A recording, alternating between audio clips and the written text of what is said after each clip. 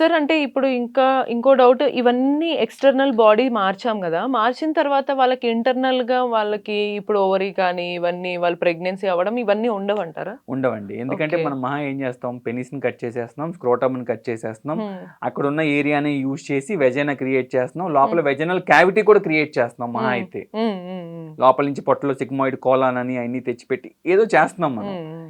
ఇంత చేయగలుగుతున్నాం గానీ we cannot go against nature. Right.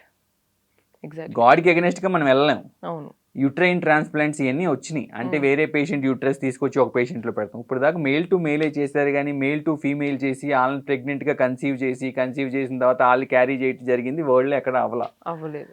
కొన్ని వి కాంట్ డూ అండి. సార్ బట్ మనం కొన్ని సార్లు సోషల్ మీడియాలో చూస్తూ ఉంటాం. మేబీ మీరు గూడా చూసుండొచ్చు. మేల్, ఫీమేల్ ఇట్లా ఫోటో షూట్స్ దిగినప్పుడు అవతల ట్రాన్స్‌జెండర్ ఉన్నప్పుడే దే ఆర్ ప్రెగ్నెంట్ అనే ఫోటో షూట్స్ చేస్తారు గదా! Pre pregnant photo shoots. అప్పుడు చూస్తుంటాం గదా! సో, అది ఎట్లా పాసిబుల్ అవుతదా అని అందరికి maybe doubt. They must be females అండి. ఓకే.